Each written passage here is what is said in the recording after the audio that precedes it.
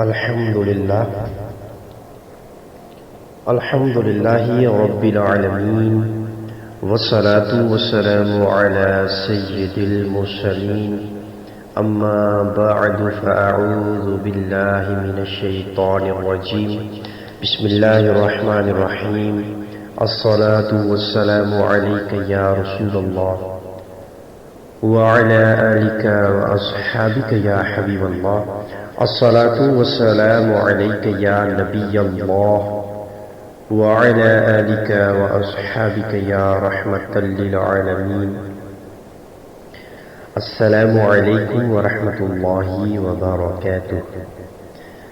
حضرات محترم، خوبیوں اور خامیوں کے بارے میں آج کے اس پارٹ 2 میں بات ہوگی، توجہ فرمائیے۔ حضرات محترم، بعض لوگ یہ کہتے ہیں کہ مجھے کسی کی پرواہ نہیں۔ اس طرح کے جملے بھی فخریہ بول کر اسے اپنی خوبیوں میں شمار کیا جاتا ہے، حالانکہ معاشرے میں لوگ ایک دوسرے کی پرواہ کر کے ہی اپنی زندگی آسان بنا سکتے ہیں۔ کیا ایسا شخص کار ڈرائیو کرتے ہوئے دوسری گاڑیوں کی پرواہ نہیں کرتا ہوگا؟ کیا اپنے بچوں کو بھی اہمیت نہیں دیتا ہوگا؟ ایسے لوگوں کا مزاج ہوتا ہے کہ جو آنکھیں دکھائے اس کے پاؤں پڑ جاتے ہیں، اور جو عاجزی کے ساتھ پیش آئے اس پر روک ڈالنا شروع کر دیتے ہیں۔ کیا یہ خوبی ہے یا خامی ہے؟ اور اسی طرح بعض لوگوں کے اندر یہ بھی خامی پائی جاتی ہے کہ وہ جب بھی گفتگو کرتے ہیں تو اپنی گفتگو میں مشکل الفاظ بولتے ہیں۔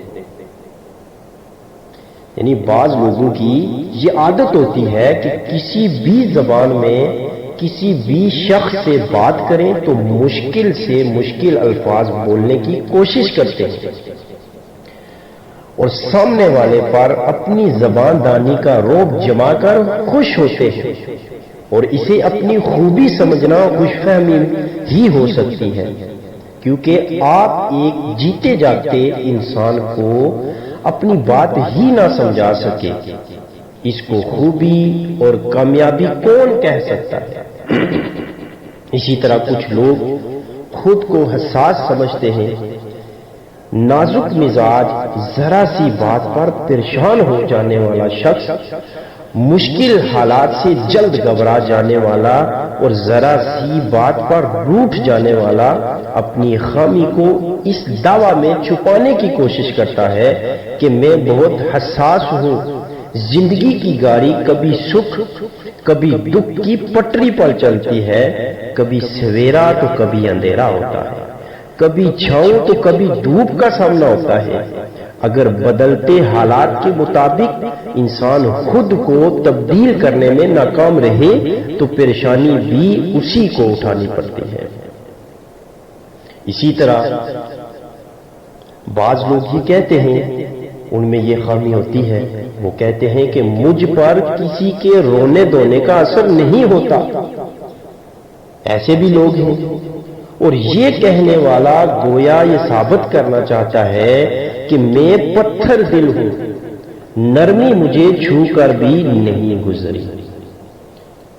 اور اسی طرح آدھی بات سن کر پوری سمجھ آنا، یعنی کچھ لوگوں میں یہ خامی ہوتی ہے، جیسے کہ کچھ لوگوں کو کسی بات کو سکون سے سننے کی عادت ہی نہیں ہوتی، سامنے والا ابھی پوری بات بھی نہیں کہہ پاتا کہ یہ فوراً روک دیتے ہیں کہ بس میں سمجھ گیا کہ آپ کیا کہنا چاہتے ہیں، پھر بات کاٹنے کی عادت کو اپنی خوبی کا نتیجہ قرار دیتے ہیں۔ اگر آپ کو اللہ تعالیٰ نے یہ صلاحیت عطا فرمائی ہو تو اس کا استعمال سلیقے سے بھی تو کیا جا سکتا ہے کہ لہجے میں لچک رکھی جائے کہ شاید آپ یہ کہنا چاہتے ہیں۔ غور طلب باریک بات یہ ہے کہ اس کے آدھے جملے کو آپ نے درست سمجھا اور پورا بھی کر دیا تو بھی وقت تو اتنا ہی لگا؟ کیا یہ بہتر نہ تھا کہ اسے ہی اپنی بات پوری کر لینے دیتے؟ اس کی دلجوئی بھی ہو جاتی، مگر آپ کو تو شاید اپنی خوبی کا اظہار عزیز تھا۔ ایک بزرگ نے قاضی کی عدالت میں کچھ کہنا چاہا تو اس نے فوراً روک دیا اور کہا، خدا کی قسم آپ کوئی سچی بات نہیں کہیں گے۔ اس بزرگ نے فوراً قرآن کی آیت پڑھی اور فرمایا، قاضی صاحب اپنی قسم کا کفارہ ادا کیجئے، کیونکہ اللہ عز و جل کے کلام سے بڑھ کر سچی بات کیا ہو سکتی ہے۔ صلو علی الحبیب صلی اللہ تعالی علی محمد۔ اللہ تعالیٰ ہم سب کا حامی و ناصر ہو۔ اللہ تعالیٰ ہم سب کو سمجھنے کی توفیق عطا فرمائے۔